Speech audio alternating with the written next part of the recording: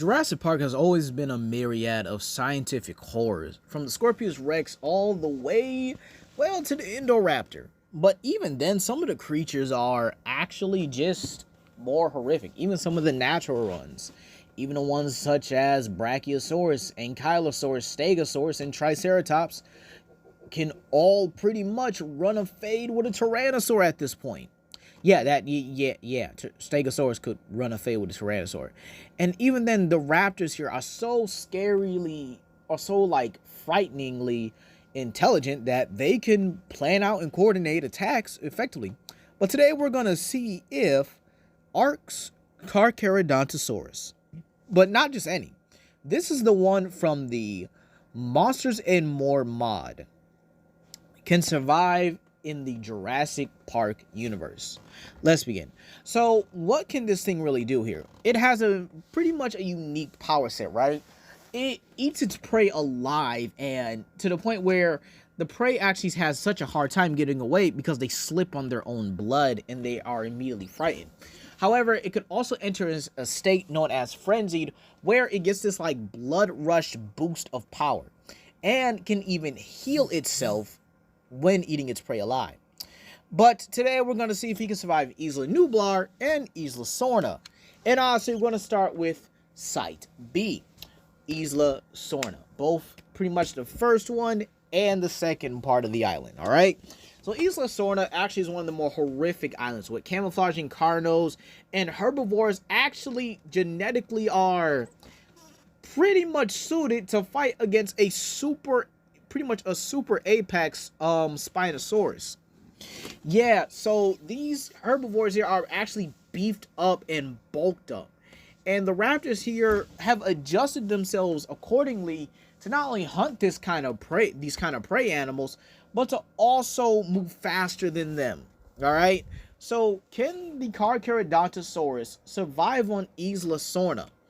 Let's really talk about it here. The Carcharodontosaurus actually stands around the same height, or at least a bit close in height, to Ark's Tyrannosaurus Rex, which is bigger than all of the 7 T-Rexes on Sorna. And yes, this includes Big Edie and Little Edie, who are some of the bigger and stronger Tyrannosaurs. Yes, the Tyrannosaurs on Isla Sorna are stronger than the ones on Isla Nublar. This is because they have to compete with the Spinosaurus, who is pretty much an amped version of its original self. It's stronger. It's more, tough. It's more combat ready, if you will. Alright? So, these Tyrannosaurs are in for a doozy. Plus, we'll be putting 2 of these beasts on the island here. So, with that being said here, how does this Carcharodontosaurus really stack up compared to, well, even the Jurassic Park version of the Giga? And it's possibly the second strongest monster in this modded edition here, because it should be above the Ceratosaurus. Now you might say, what, a Ceratosaurus? Come on, Legendary. But no. This Ceratosaurus is modded. This isn't basically a Monsters and More Ceratosaurus, which comes in the same, pack as this Carcharodontosaurus, so it should scale hand in hand. If not, scale below, because the Ceratosaurus isn't really used as a boss battle creature. You also have its other, creatures that are pretty much monsters and, mythical creatures in this that would also scale to this creature, like Cornusaurus. Cornusaurus is possibly the same height as an Allosaurus, but it's capable of taking on Rex's 1v1. Crazy, ain't it? And then the sheer fact that the Carcharodontosaurus is able to take on the Ark versions of Spinosaurus. So, in all honesty, I think it would be able to clear the T-Rexes. But what about Spinosaurus? Now, this is actually a pretty interesting one, considering the Spinosaurus is the top of the food chain. It's a super predator, if you will, actually going around hunting the other Tyrannosaurs. And unfortunately, it's got competition. The Carcharodontosaurus from Monsters and More is extremely adapted to living in water. Okay? This even means the Spinosaurs going into the water are not safe. At least not entirely safe, because the Carcharodontosaurus can swim as deep as even Arks megalodons, as deep as Arks sarcos. You know, these guys can swim to the bottom of the ocean floor, touch it, go back up as if nothing happened. That's much more stamina and much more, you know, durability than the Spinosaurus. Have you seen the pressures at the bottom of the ocean that should be able to crush a human body till it explodes like a can of soda? It's absolutely insane. But nevertheless here, I think that pretty much cements it here that the Spinosaurus, even with its strength, even with it being able to take down and being able to sophisticatedly, you know, fight against Tyrannosaurs just as big, if not bigger, and stronger than Rexy, should cement that I think the Carcharodontosaurus is going to clear it. It has its adrenaline boost if it draws blood, which will increase its strength. Its tail, it can actually perform a spin attack, which knocks it back.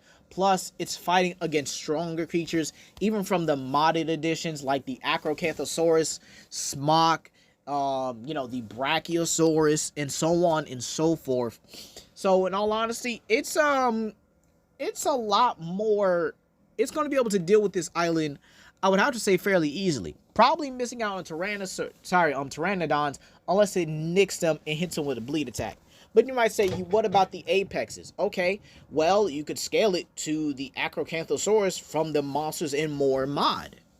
Okay, so this Acrocanthosaurus is capable of taking bites from the Ark Tyrannosaurus, which are able to destroy stone, metal, being able to bypass and bite through rock golems, and yet they're inferior to these versions of the Acrocanthosaurus. And don't even get me started on raptors when it actually deals with things like the mythical Paxu, Nigerian fire spitter, Emila Intoka. You know, these creatures are on such another level, it's not even funny. And the Carcharodontosaurus would probably be the second strongest of this modded pack here.